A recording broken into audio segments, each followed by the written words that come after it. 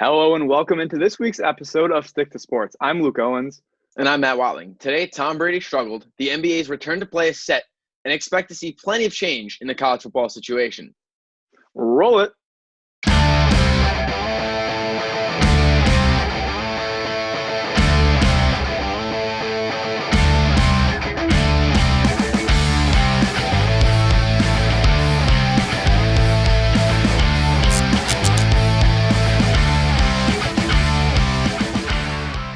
The Tampa Bay BUCS and the New Orleans Saints met on Sunday Night Football for the lead in the NFC South. However, the game did not lead up to expectations. The Saints dismantled the BUCS, coming away with a 38-3 win. Tom Brady struggled, leading to all the Brady is washed takes over the Twitter timeline. And Matt, are we worried about TB12 after this performance? Not at all. I'm really just sick of the instant reaction, especially in football where you get one game a week. So everyone's going to be talking about Tom Brady and his struggles for the next 5 days now until you get ready for the next game he plays. And look, it's one bad game. Weren't we just saying a week ago that Tom Brady was going to lead the BUCS to the NFC Championship, to the Super Bowl and beyond? Weren't we just saying that he was 10 times better than Bill Belichick? Are we going to flip the script every single week? I'm sick of it. Yeah, I mean, we called him the ageless wonder just a couple weeks ago. And even after that performance, he's still having a great year. He's at 2,398 yards, 20 touchdowns, just 7 picks even after throwing 3. Higher than you'd like, but still a 96.2 rating. And I'm really not too worried about Brady. I mean, what about this great BUCS defense we talked about? They just got lit up for 38 points, lost both games to the Saints this year. So I'm more worried about that than Tom Brady. I was going to say the same thing. They gave up 31 points in the first half. You abandon the run game. What do you expect from Tom Brady? He's too old to be being relied on so heavily. Yeah, exactly. And obviously a lot of time to iron things out, but it looks like maybe the Saints are going to take that division. Right, and now after questions regarding the Bills and their stagnant offense over the last few games, they were just dominant against Seattle on Sunday. Josh Allen threw for over 400 yards in the 44-34 win. Luke, after this win, where do the Bills sit in terms of the AFC's best? First of all, I have to say, I mean, Josh Allen was absolutely fantastic for Buffalo. I mean, he outdueled who we've really thought of as the front runner for MVP and Russell Wilson all year. And, you know, one thing that really stuck out to me this week was something the Cowboys defensive end DeMarcus Lawrence said. He said, I don't think there's any elite teams in the NFL right now. Everyone has their holes. He obviously was referring to the Steelers after that game, but I kind of tend to agree. I think the AFC is wide open right now. I still think the Chiefs are the cream of the crop, but even they struggled against Carolina on Sunday. So I think that the Bills aren't too far off from being really the top team in the AFC. I'm not saying they're that right now, but I think it's not crazy to put them in that conversation. Right, and I think what's so scary about Josh Allen in this specific game is he was sacked 7 times. How many times do you see a guy get up from that and throw for 400 yards and then rush for another decent bit and to score as many touchdowns as he did? You know, my one concern was you have a 34-14 lead. It gets cut down by 10 points or so in garbage time. I don't know. I don't love giving up that many garbage time points. I guess it doesn't matter all that much at the end of it. Yeah, biggest question obviously will be the defense moving forward. They do force 4 turnovers, though. So we've kind of talked about all year. Defense doesn't have to be elite. It just has to make timely plays, and they made those timely plays. So we'll see how they continue. And meanwhile, the second place team in the AFC East, the Miami Dolphins, kept pace with the Bills with a 34-31 win over the Cardinals. The Dolphins are a game and a half behind Buffalo, but currently hold the final wildcard spot in the AFC. Matt, are you buying or selling the Fins as a playoff team? I think I gotta buy them, Luke. If you're not giving me the option to hold off, and I've gotta buy more, I'll invest a couple shekels in in Miami down there in the South. They remind me a lot of the team that the 49ers had last season. Maybe they don't have a quarterback as old or as mature as a guy like Jimmy Garoppolo, with Tua just being a rookie quarterback, but they've got such a strong defense. They both took advantage of very weak schedules, and I just love the way both teams are coached. I think they've done such a great job. They've been so good defensively. And look at who they're going up against. Oakland's 5-3, Miami's 5-3, Cleveland's 5-3, Indianapolis is 5-3. Can they be better than 2 of those teams? I certainly think so. Yeah, I do too. And, you know, I think they're still going to lose a couple of games on the stretch that maybe they should win, because you're going to see some growing pains out of Tua. I mean, we kind of saw them in his first start against the Rams, but they still overcome that. I think their defense is really underrated. They're among the top in the NFL in terms of points allowed per game, and that's really been a catalyst for this team. So kind of comparable to the 49ers, great defense, and I think Tua has a much higher ceiling than Jimmy G. So I'm buying them to make the playoffs as well. Not quite to win the AFC East, but I do think they make the postseason. Right. And now COVID-19 really seemed to hit pro sports pretty hard in terms of the economic effects And in part because of this, the Cleveland Indians are now shopping their 4-time All-Star shortstop, Francisco Lindor. Luke, 2 teams tied to him are right in our backyard with the Yankees and Mets. And that would be an interesting move for either team to go out there and trade for Lindor. Yeah, I think this move makes a lot of sense for the Yankees. I mean, you look at their biggest weaknesses right now, it's starting pitching and trying to figure out what to do in the middle infield. And if you trade for Lindor, it most likely means DJ LeMahieu leaves, which is a tough pill for some Yankees fans to swallow. But in Lindor, you get a guy you can extend for you're going to have to pay him. But, I mean, for an elite level shortstop, I think it's worth it. The Yankees need a shortstop. Gleyber Torres not cutting it defensively. Or you move Gleyber Torres in the deal and you keep DJ at second. I tend to hold on to Torres. He's so young. He's still got so much potential down the road. And DJ, a little bit older, maybe helps you now, but not so much down the road. I think maybe a package with Clint Frazier involved could get the deal done. Now, Andy Martino at SNY reported that they would want a young controllable shortstop or an outfielder in exchange for Lindor. And, from the Mets side of things, that would be Jimenez plus. And I don't know if he's worth it. You look at the landscape, at least for the Mets who don't have that many prospects, you could spend big money in the 2021 offseason with Seager, with Trevor Story. I mean, that's the shortstop class you want to be involved in. And I think that's kind of where you're looking for if you're the Mets looking ahead, so you're not giving up that many prospects.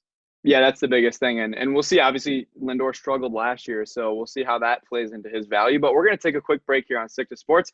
Up next, we look at how the weekend in college football could shape the playoffs. Stay tuned next on WTOP 10.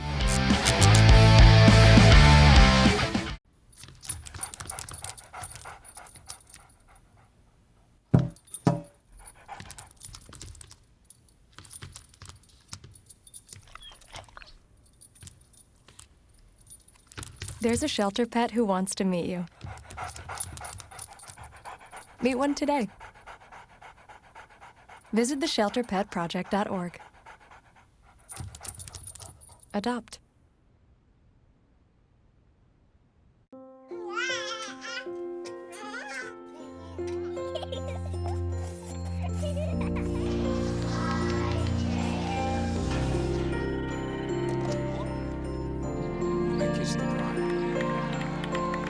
A full life, measured in seats, starts with the right ones early on. Car crashes are a leading killer of children 1 to 13. Learn how to prevent deaths and injuries by using the right car seat for your child's age and size.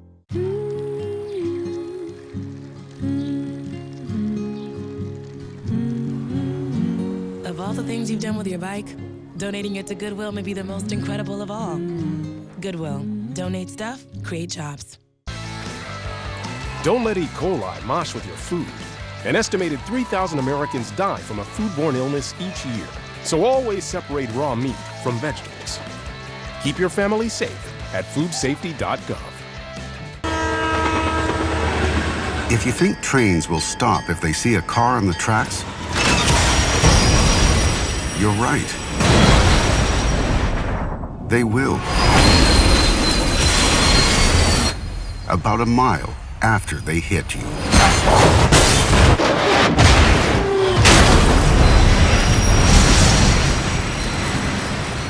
Stop. Trains can't.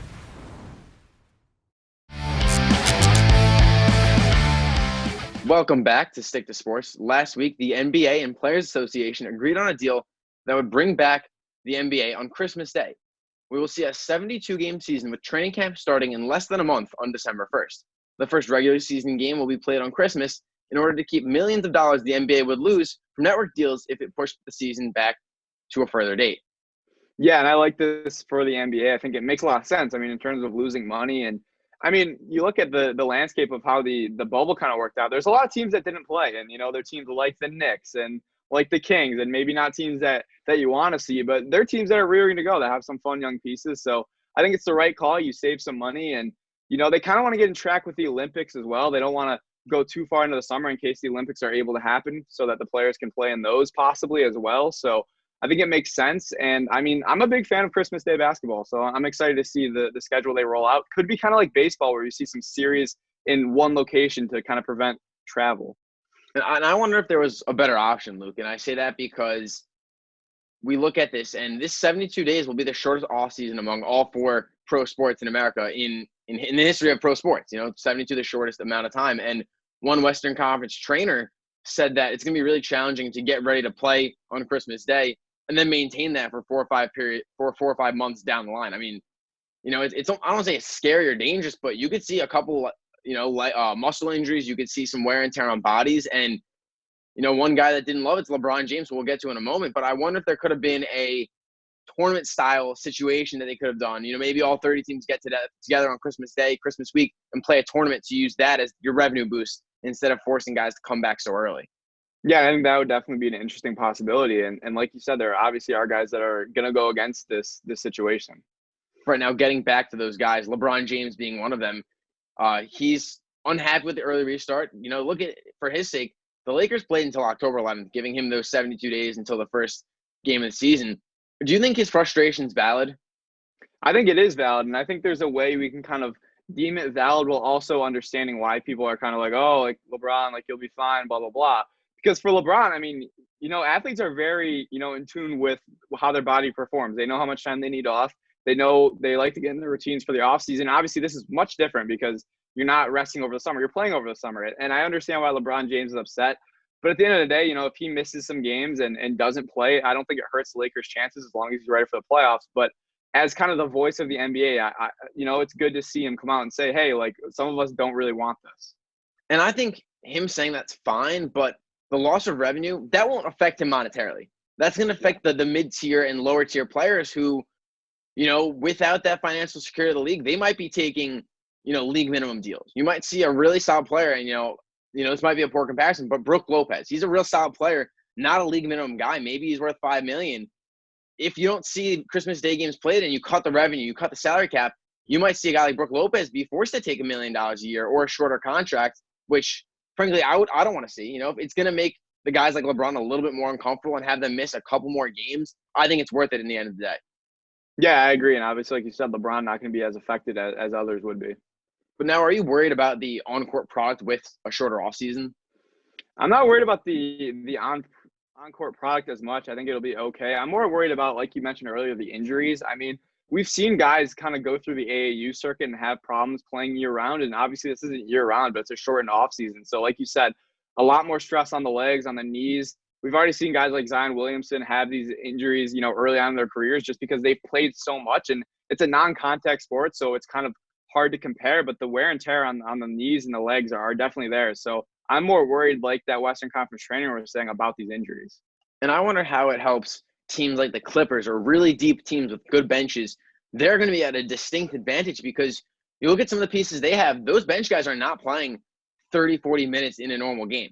But if you can bump them up to 20 minutes early on in the season and give guys a break, that might help you so much further than a team like the Lakers who have LeBron, Anthony Davis, and a bunch of scrubs. Yeah, hey, don't call Alex Caruso a scrub. But he's the epitome of a scrub. No, he's not. He's a Paul Brian Scalabrine. He's very average. All right. He's a good defender. But we're going to turn now to the college football world where the Notre Dame Fighting Irish knocked off #1 Clemson on Saturday night, 47-40 in double overtime. However, the big story, of course, comes after the game when the students rushed onto the field. Matt, not the best look right now for Notre Dame. It looks really bad, especially on the students. And you saw the president kind of condemn what was done. But what does that really mean? Like, what is that going to do? Is he going to go out there and say, oh, I love this idea. Great job spreading COVID? Like, no, he's not going to say that. And I wonder, could you take away the tickets from the student section? Could you, instead of giving the students a chance to go to games, give it to the older fans that might be more mature? Yeah, and obviously it's an issue. I mean, it's come out that the students had to be tested before, but, when were they tested, how long? And obviously if they're engaging in this activity, you don't know really what else they're kind of engaging in. So not the best look, especially during these times. And we saw it with the Justin Turner situation. It's just a bad optic and a bad look for the program. And I believe it was Brian Kelly that said, once I saw people storming the field, I told my guys, get off the field right now. Get off as fast as you can, because you kind of saw it with Trevor Lawrence. I mean, COVID can derail a season. And if Trevor Lawrence isn't healthy and he's assumed to come back and play next week, that could be dangerous for a Clemson team that's trying to win a national title. Yeah, and speaking of that, as for the game itself, Notre Dame put itself in a prime position to make the college football playoff should they win out. However, this year they are eligible to play in the ACC championship game for the first time, and taking into account the absence of Trevor Lawrence, as you mentioned, Matt, for Clemson, how do you think this affects the potential second matchup between these two teams down the line? I think bringing him back is great for both teams because Notre Dame has a win against the best team in the nation. That really solidifies and bumps up their resume. Now for Clemson, if they have Trevor Lawrence, they're probably winning that game. And it's no disrespect to their true freshman quarterback who had a ridiculous game and played really well.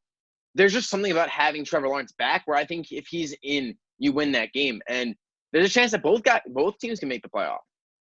Yeah, and it's going to be really interesting because, like you said, I think if Notre Dame plays Clemson close, we could see both teams getting in, and that's what's exciting. And I think I'm happy that Notre Dame is finally having this conference experience because I wonder if it makes them just want to join the ACC outright. I know they like keeping their independent status, but it gives another chance to showcase what you have to the College Football Playoff Committee. And with so many teams in the mix right now, I mean, looking at the rest of college football, you have Alabama remaining number one with Notre Dame, Ohio State, and Clemson rounding out the top four. However, some interesting teams still remain with one-loss SEC teams like Florida and Texas A&M, as well as undefeated non-Power 5 teams like Cincy and BYU. And Matt, once again, there's going to be a lot to sort out for this committee as the year goes on.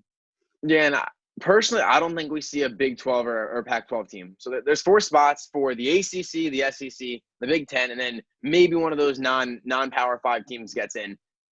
For me, I think it comes to SEC versus ACC for that 4th spot, whether it's Clemson or Notre Dame or University of Florida or Bama. One of those teams is probably not going to make it. And if I had to bet, I think Florida gets the cut. I think that Notre Dame will come back. They'll lose a close game to Clemson. It's so hard to take Notre Dame out of the equation because they played some really good games and they've looked really, really strong. And then for Clemson, you just beat a team that's going to go in. So if Notre Dame gets in, then Clemson has to go in as well.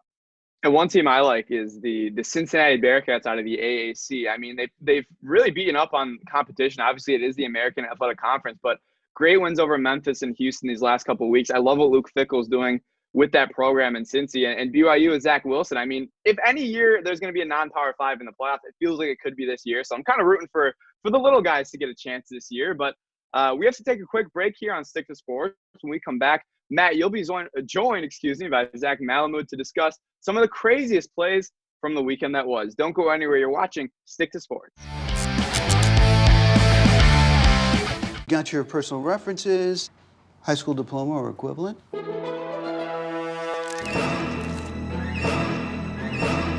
Skip the drama. Get your diploma. It's right there. Find free adult education classes at finishyourdiploma.org. We taught him how to hit a baseball. How to hit a receiver. The strike zone. The net. You taught him how to hit the upper corner. You even taught him how to hit the open man. But how much time have you spent teaching him what not to hit?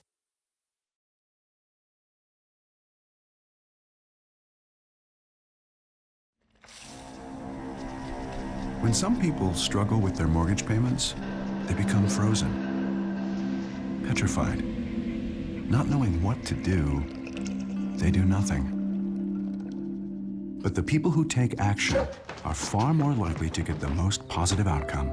Making Home Affordable is a free government program. Call now to talk one-on-one with a housing expert about the options that are right for you. Real help, real answers, right now. It's a beautiful day out here. Sunny today with light breezes, giving way to clouds in the afternoon. We could see some light precipitation to moderate precipitation later on, followed by powerful storm-like conditions. 90 miles per hour winds are expected. Authorities are asking everyone, stay indoors. Come on, that's it. Let's go.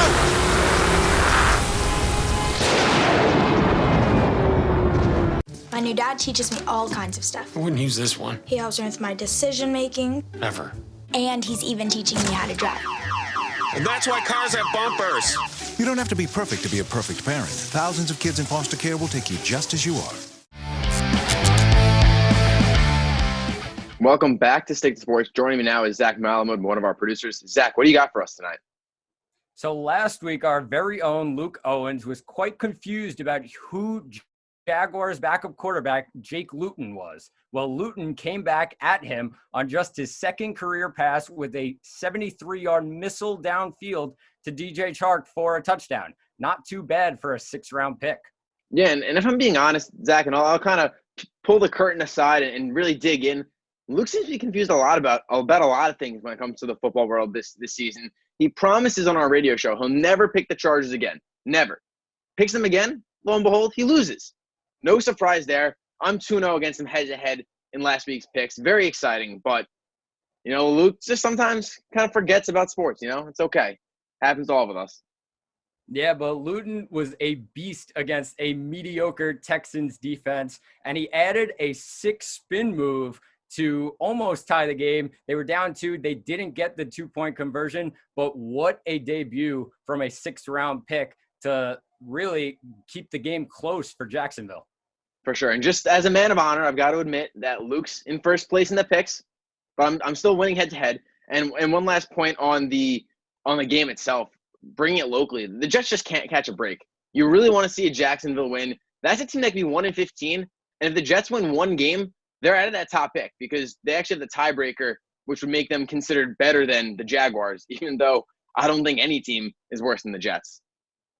Yeah, but Saints cornerback Marshawn Lattimore was having a lot of fun after the Saints' 38-3 primetime win over the BUCS on Sunday. BUCS wide receiver Mike Evans has always had a lot of trouble when going up against Lattimore, finishing with 2 targets and 0 receptions the last 3 times they faced off one-on-one. Lattimore took to Twitter after the game telling Evans, quote, "Better luck next year." And we see this a lot from cornerbacks, this fight, this swagger that they have.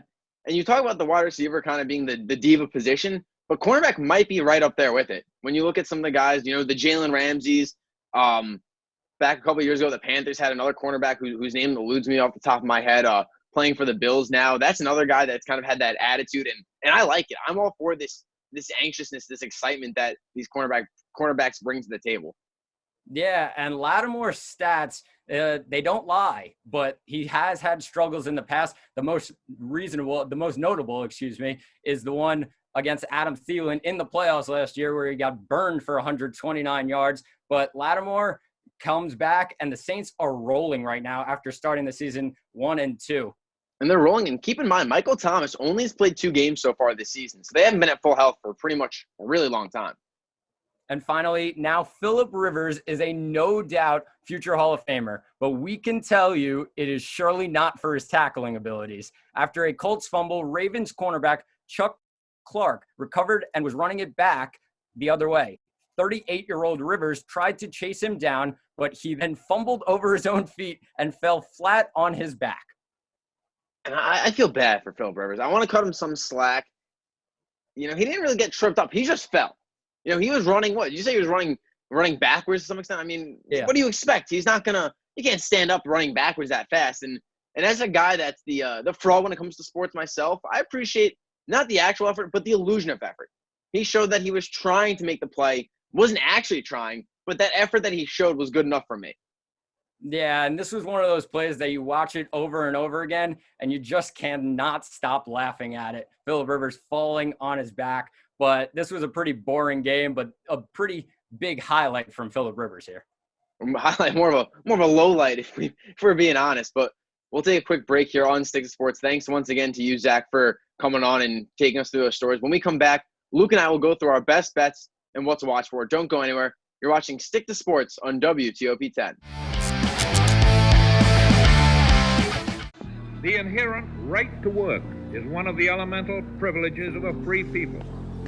Endowed, as our nation is, with abundant physical resources, and inspired as it should be to make those resources and opportunities available for the enjoyment of all, we approach reemployment with the real hope of finding a better answer than we have now. Donate to Goodwill, where your donations help fund job placement and training for people in your community.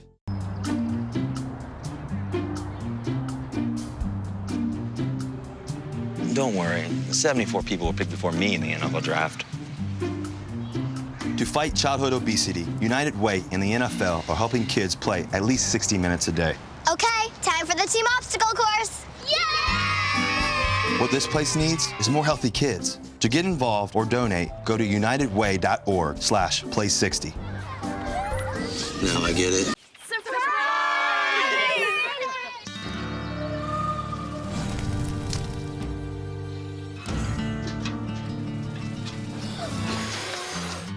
preventing wildfires. That's all Smokey wants for his 70th birthday. Why is my son having trouble in school? Finding lowest airfare to Istanbul. No, I'm tired of fighting with my son over his homework. Home, walk, restaurant. Need a review? No. He's smart, but his mind wanders. 7 wonders of the world. Why don't you understand me? I do. I was trying to show how Connor feels every day. Redirecting to understood.org. Join parents and experts at understood.org, a free online resource about learning and attention issues to help your child thrive. You make me wear my bike helmet. Taught me never to run with scissors. So why do you keep a loaded gun in your drawer? How safe is that? You asked them to follow some safety rules. Now they're asking you. Never let your gun get into the wrong hands. Always. Lock it up. Pretty much a good day for me would be people leaving their hands off of me. I'm always called names. Everywhere that I go, there's always someone calling me names, calling me gay. I've been choked, thrown up against a wall, punched. Nobody's ever tried to help me.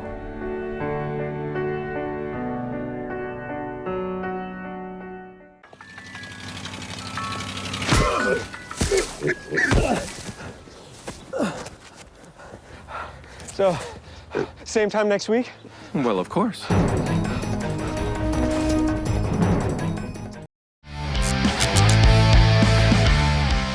Welcome back to Stick to Sports. And instead of doing a what to watch this week, I'm going to talk about the best thing I saw, which comes from the lovely city of Buffalo. After the Bills win over Seattle, it came out that quarterback Josh Allen's grandmother had passed away. And to show their support and love for Allen, Bills fans donated to a place Allen frequently donates to himself, the Oishay's Children's Hospital in Buffalo. And in increments of Josh Allen's number $17, Bills fans have already raised over $34,000 for the hospital, and it just keeps going up since Sunday night. And just an awesome gesture from the city of Buffalo, which time and time again raises money for great causes, like giving to the Andy Dalton Foundation after his win over the Ravens lifted them to the playoffs in 2016. And just a really awesome gesture from that community. It is, and you saw Josh Allen tweet out, I love Buffalo. Thank you so much. Just what an amazing honor for Josh Allen, who's really embraced that city so well. And Luke, I'll bring you my what to watch for this week, and it might be the best Thursday night football game of the season. The Colts just one game back at the Titans. Both teams are fighting for the top seed in the AFC South. It'll be interesting to see how Philip Rivers fares against a defense as good as the Titans have. Rivers, he's just been okay when they've kind of wanted him to be a tad better. This is a team that's got a really solid defense and team around Philip Rivers. He just got to elevate his play as an older quarterback just that much higher for this team to be pretty good, especially when you consider their loss on Sunday. Now, as for the Titans, they're a really good team. And while it is early in the season, a win Thursday night with 2 games up on the Colts, it could make it really tough for the Indianapolis Colts to make up ground and take back that division title. Yeah, I'm excited for that game for sure. And as you mentioned, Phil Rivers, rough game against the Ravens, needs to bounce back. And now we shift towards our best bets. And I'm loving Boston College plus 13.5 at home against Notre Dame. Every team that plays Clemson, they seem to play they kind of have a hangover game the next week, especially with Notre Dame beating Clemson. So expect the Irish to come out slow, win the game, but by less than 2 touchdowns. Plus, it is the red bandana game for BC. They're honoring fallen hero Wells Crowther, who lost his life in the September 11th attacks. The Eagles will be honoring Crowther with new uniforms in what is always a special game for the city of Boston. So expect the emotions of the game to propel Boston College to a solid outing against Notre Dame. So now, Luke, mine might not be an actual bet, but I have been so hot recently, 2-0 in my last 2 picks. I wanted a little fun break, and I'd bet the house that LeBron James plays less than 55 games this season, that being just an arbitrary number. With the season starting so early, he doesn't think he's ready to play. He might play on Christmas Day, the big national holiday type thing for basketball. And I could see him sitting out for the next month plus as he recovers, as he takes his time. And he's right to do so. Basketball, it's not a regional sport like baseball, but for the most part, it's not like the NFL where it's a completely national, where everyone watches the games.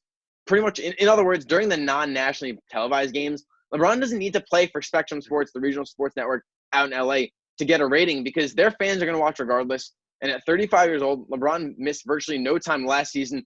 This will be his time to catch up and rest with such a short offseason. Yeah, I like that bet, but that is all the time we have on this episode of Stick to Sports. Be sure to tune in next week right here on WTOP 10.